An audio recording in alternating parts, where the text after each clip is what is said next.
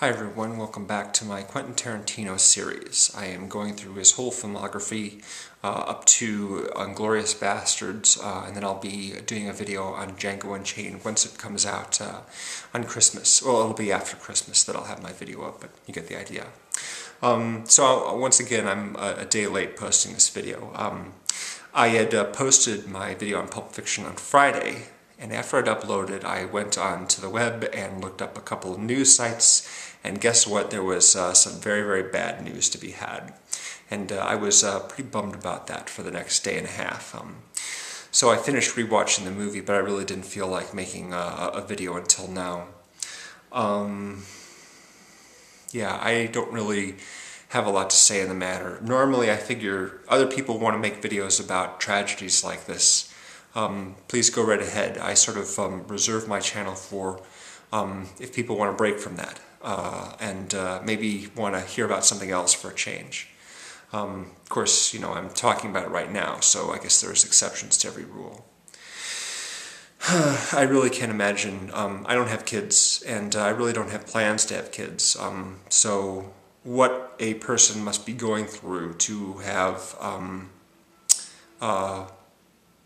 you know, raised a child at a, you know, until a still rather young age, but still spent a good amount of time taking care of, you know, a small human being, only to have that suddenly gone, and have that hole there, you know, can't possibly imagine what that's like.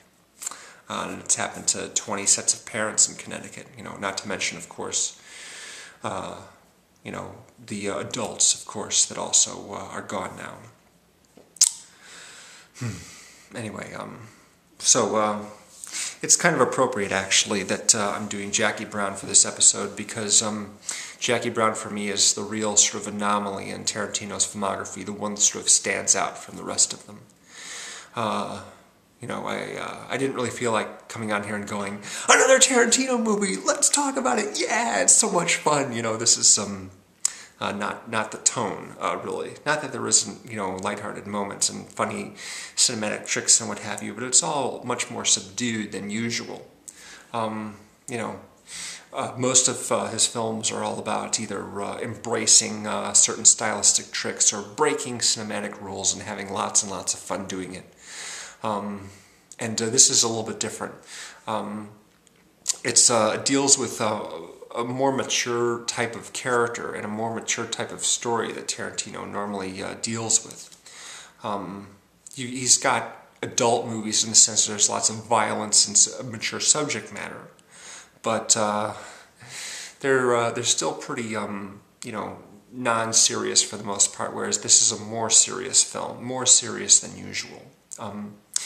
The main character of the novel, Jackie Brown, is this kind of leggy blonde, and Tarantino rewrote the character to be played by one of his all-time favorite actresses, Pam Grier. Of course, is the star of a lot of what they call blaxploitation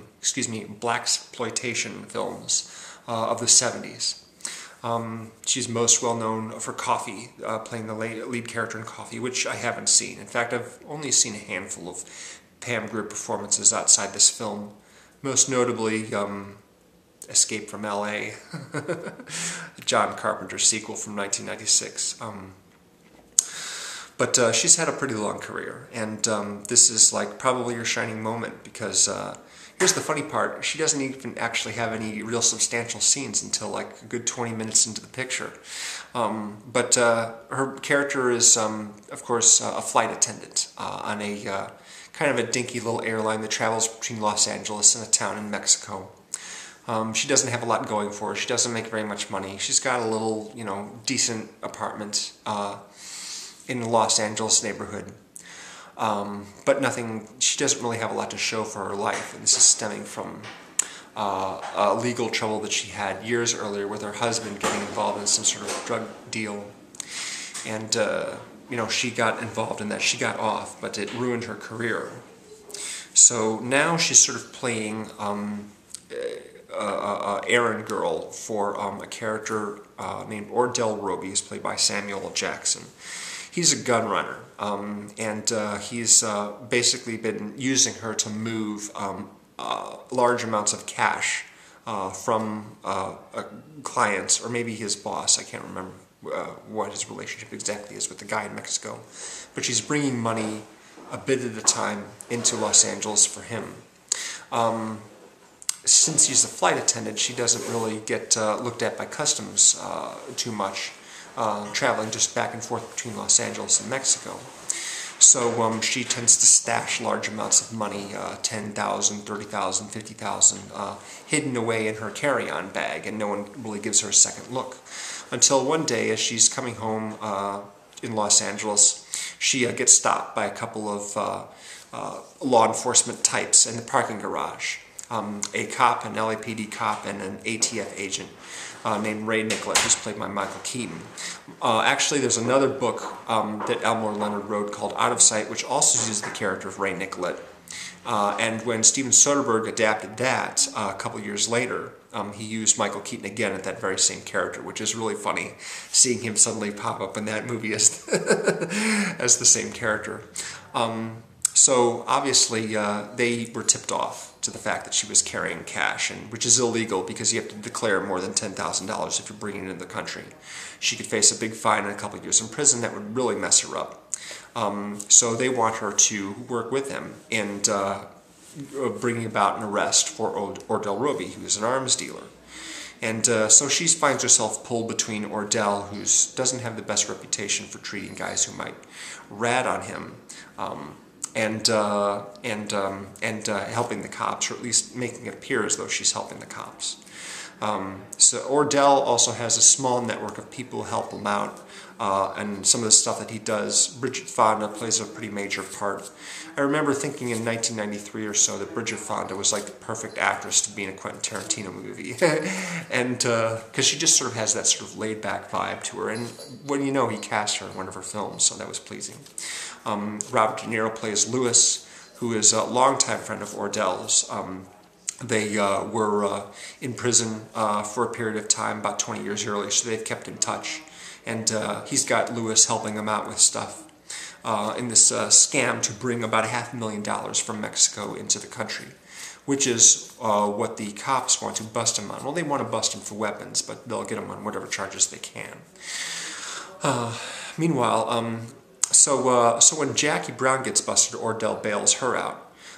But she finds out that that he bailed out another guy played by Chris Tucker in the beginning of the film, in the beginning of the story, and then since he figured that Chris Tucker's character was going to rat him out and give him give the cops information about him, he had him killed like right away. She of course doesn't want that to happen to her, so she partners up with her bail bondsman, whose name is Max Cherry, and he's played by Robert Forster. Now, I'd never seen Robert Forster in a single movie before.